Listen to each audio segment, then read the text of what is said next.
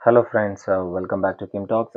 இன்னைக்கு நிறைய பேர் செஷனில் கேட்ட கேள்வி என்ன அப்படின்னு பார்த்தீங்கன்னா, நான் மார்க்கெட்டில் 2024 வந்து என்னோட இன்வெஸ்ட்மெண்ட் ஜேர்னியை ஸ்டார்ட் பண்ணலான்னு இருக்கேன்.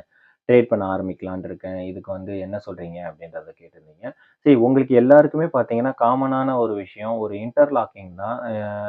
நீங்கள் வந்து எப்போதுமே ஒரு விஷயம்னு வந்து ஃப்ரெஷ்ஷாக தொடங்கணும்னு ஆரம்பிக்கும் பொழுது அதுக்கான உத்வேகம் வந்து அதிகமாக இருக்கும். நீங்கள் ஏதாவது ஒரு விஷயம் பர்டிகுலராக நான் டோட்டலாக உங்கள் மேலே பிளைண்டாக பிலீஃப் வச்சாலும் சரி, வைக்கலனாலும் சரி, ஸ்டார்ட் பண்ணும்போது அதனுடைய பூரிப்புத்தன்மை அதிகமாக தான் இருக்கும். ஆனால் நீங்கள் வந்து மார்க்கெட் எப்படி ரியாக்ட் ஆயிருக்கு அப்படின்றத பாஸ்ட் ஒரு 90 டேஸில் நீங்கள் ஒரு மினி ஸ்டடி பண்ணியிருக்கணும் முதல்ல. அப்படி ஸ்டடி பண்ணி அதிலிருந்து என்ன விஷயங்கள் கற்றுக்கிட்டீங்க அப்படின்றதெல்லாம் இருக்குது. ஏன்னா மார்க்கெட் டெய்லி பேசிஸில் ஒரே மாதிரி ரியாக்ட் பண்ணவே பண்ணாது.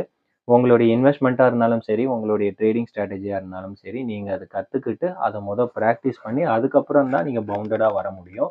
ஏன் அப்படின்னா மார்க்கெட் எப்போதுமே பேலன்ஸ்டாக போகாது.